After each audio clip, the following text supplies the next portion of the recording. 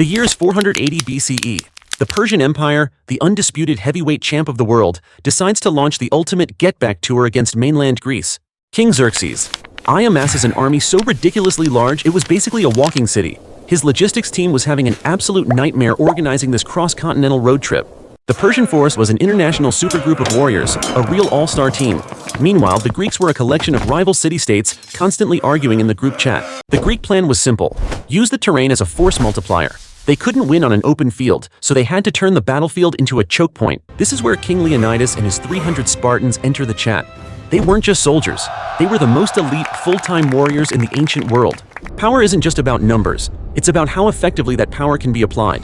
A single key can hold shut a door that 1,000 fists cannot break. The Persians, absolutely delulu with confidence, thought this would be a quick win.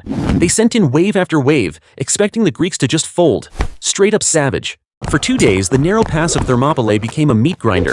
The Greek phalanx was like an unbreakable wall, a human traffic jam with very sharp points. The Persian immortals, the king's elite troops, were sent in. They were supposed to be the best, but in the pass, they were just more bodies for the pile. This was a classic case of asymmetric warfare. The smaller, more agile force was using the environment to neutralize the advantage of a much larger, less adaptable opponent. Xerxes was getting desperate. His whole invasion timeline was being held up by a few guys in a goat path. This was not on his 5-year plan. A society's strength is often revealed not in its grand monuments, but in the willingness of its people to defend the narrow passes against overwhelming odds. Then came the betrayal. A local resident named Ephialtes showed the Persians a secret path around the pass. This was the ultimate backdoor exploit in ancient warfare. Leonidas, knowing he was surrounded, dismissed most of the Greek army. He and his 300 Spartans, plus some Thespians and Thebans, stayed to fight to the end. Their final stand wasn't for victory, but for time.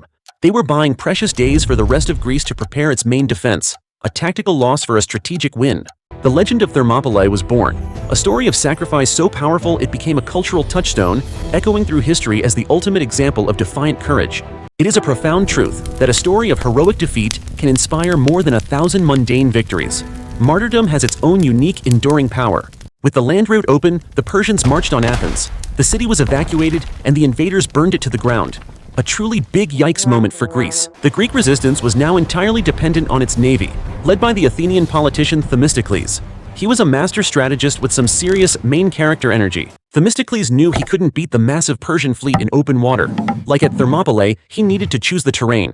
This time, it would be the sea. Victory often belongs not to the strongest, but to the one who best understands the geometry of the conflict, turning lines and angles into weapons of war. He chose the Straits of Salamis, a narrow channel of water where the larger, less maneuverable Persian ships would get tangled up like a truck in an alleyway.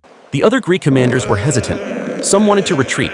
Themistocles had to convince them to stay and fight.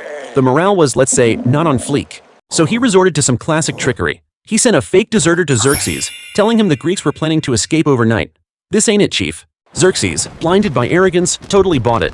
He sent his fleet into the straits at night to block the supposed escape, trapping his own ships instead. The greatest weapon against an opponent is often their own ego. A clever leader doesn't break their enemies' walls. They find the key to unlock them from within. At dawn, the trap was sprung. The Greek fleet, smaller but more agile, charged into the disorganized Persian armada. It was chaos. Absolute NPC behavior from the Persians. The Greek triremes were built for this. With bronze rams on their prows, they were essentially floating battering rams, punching holes in the larger Persian vessels. The Persian ships, packed tightly together, couldn't maneuver or effectively use their main advantage: numbers. Their size became a liability. The morale swing was seismic. Xerxes watched the disaster unfold from a throne set up on the shore. Imagine live streaming the biggest fail of your career to your entire empire. No cap. In any complex system, whether a fleet or a company, efficiency is lost when units get in each other's way. Order collapsing into chaos is entropy in action. The battle became a series of individual ship duels rather than a coordinated fleet action. This played directly to the strengths of the Greek crews and marines. The confined geography of the straits was the true commander of the battle, dictating the terms of engagement and stripping the larger force of its primary advantage. This is girl math, but for war. If my 300 ships beat your 1,000 ships by using a narrow strait, I basically saved money on 700 ships. By midday, the Persian fleet was in full retreat. What was left of it anyway? The sea was littered with the wreckage of their grand ambitions. For Xerxes, the dilemma was immense: stay and risk the rest of his army being cut off, or retreat and accept a humiliating defeat. A true command decision. Hubris is the great trap of power. The belief in one's own invincibility is the very weakness an enemy can exploit to bring an empire to its knees. He chose retreat. Xerxes fled back to Persia, leaving a portion of his army behind under his general Mardonius. The Great Invasion had effectively been broken. This was the turning point of the Greco-Persian Wars. The threat was not over, but the myth of Persian invincibility was shattered forever. The vibe had officially shifted. The victory at Salamis secured Greece's future. It allowed Athenian democracy and culture to flourish, laying the groundwork for what would become Western civilization. No pressure. The cost of that future was paid in blood and bronze. Every great leap forward in history is built upon the foundation of immense sacrifice. The battles of 480 BCE show that technology and numbers are not everything. Strategy, morale, and the clever use of terrain can allow the few to defeat the many. This set the stage for the final land battle at Plataea the following year, where the remaining Persian army would be decisively defeated, ending the invasion for good. The Greco-Persian Wars were more than a conflict. They were a clash of ideologies. The centralized monarchical empire versus a decentralized collection of independent city-states. Thermopylae was the heroic sacrifice. Salamis was the strategic masterpiece. Together they formed a 1-2 punch that saved a civilization and shaped the next 2 millennia. This underdog story has been retold for centuries, a historical event that feels like a Hollywood script. But the stakes were real, and the outcome was never guaranteed. All systems, no matter how powerful, have a single point of failure. The challenge is finding that vulnerability before your opponent finds yours, a timeless lesson. The confidence of the Persian Empire was its greatest strength and its ultimate undoing. They just couldn't imagine a world where they didn't get what they wanted. And what of the heroes? Leonidas became a legend. Themistocles, the architect of victory, would later be exiled from Athens. Politics is a brutal game. History is not a clean narrative of good versus evil. It is a messy, complicated story of human ambition, desperation, genius, and folly, often all at once. The legacy of these battles is immense. The idea that a free people, united in purpose, could stand against a tyrant became a cornerstone of Western identity. For Persia, it was a major setback, but not the end. The empire would endure for centuries more, but its westward expansion was permanently halted. A hard boundary was drawn. The turning point was not a single moment, but a psychological shift.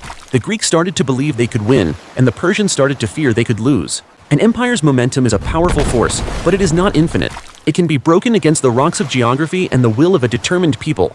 In the end, the invasion that was meant to crush Greece instead forged its identity. Shared struggle became the glue that temporarily bound the rival city-states together. It was a victory of the particular over the universal, of local identity against imperial ambition, a lesson that would echo from Thermopylae and Salamis through all of history. The stories of these battles remind us that history is not inevitable. It is shaped by choices made in moments of extreme pressure, by courage, and by cunning. A civilization is defined not just by what it builds, but by what it refuses to surrender.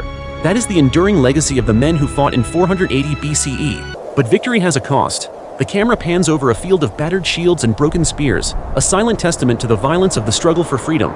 Generations would be shaped by these wars. The trauma and the triumph would echo in their politics, their art, and their philosophy for the next 100 years. Freedom is never a final state. It is a constant process, a struggle that each generation must face on its own terms, in its own narrow passes. The war shifted the balance of power, elevating Athens to a position of dominance that would lead to new conflicts, this time among the Greeks themselves. For those who fought, the world was irrevocably changed. They had faced the abyss and held the line, ensuring a future they themselves would never fully see.